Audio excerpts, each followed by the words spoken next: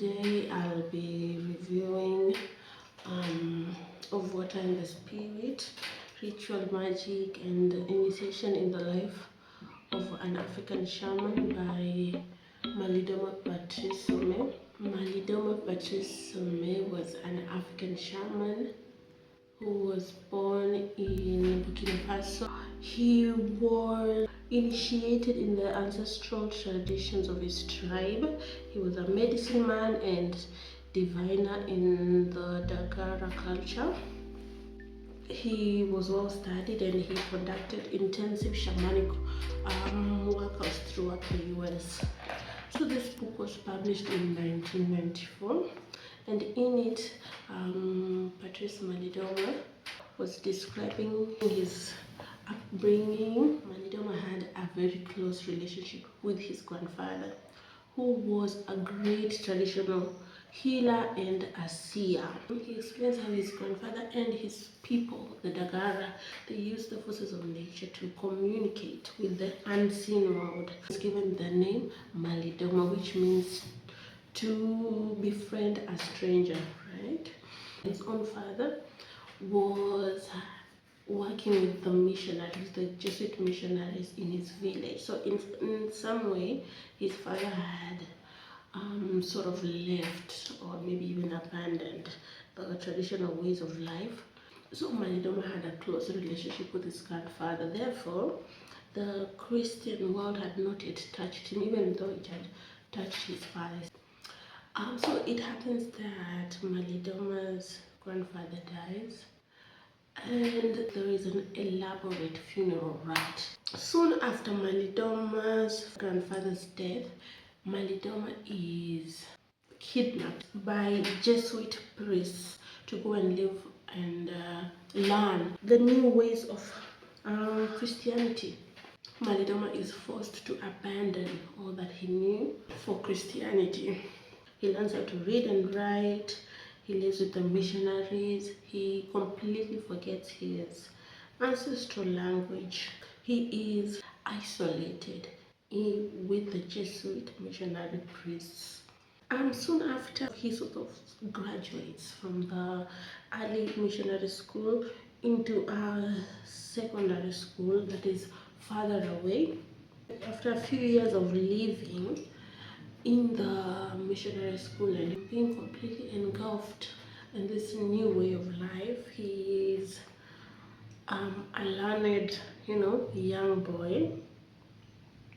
But there are some cracks that are present. So mind you, they were living permanently in the school. They didn't have a connection with the outside world.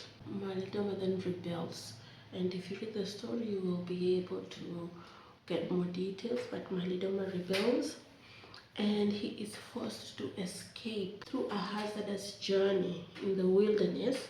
He makes it back home to his village, almost 2 decades after he was kidnapped. But while in the village, there is sort of an emptiness that is carrying around. The elders decided to initiate him into the ways of his culture. So this is a book that explains this sort of journey where Malidoma is initiated into 2 different cultures, into 2 different ways of life, into 2 different ways of seeing the world. Right? So Malidoma is initiated into the ways of Dagara tradition, and this is where the book shines. It is an elaborate story. It is an elaborate initiation story, full of magic and wonder.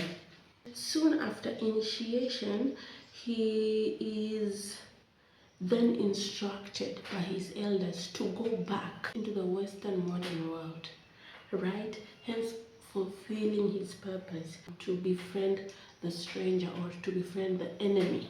So Malidoma, after his initiation, is instructed to go back into the Western world he's instructed to go back into the Western world and be swallowed up by the Western world, and to stand as the ancestors have dictated. That's his life mission.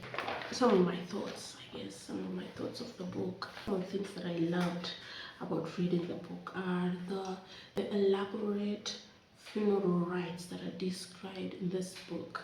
That mourning is placed at the center of the funeral rite, like Ngugi explains in Decolonizing the Mind. Malidoma also explains the disaccord that he experienced while being in this missionary school, what it does to a colonized child, right? How the teachers would beat them so that they could understand, and how the traditional and the indigenous is viewed as less than and is used as primitive. But as you can see, Malidoma, once he's initiated into the Dagar tradition, then his world opens up, that he can see that the world is just more than the physical world. Reading about the initiation rites.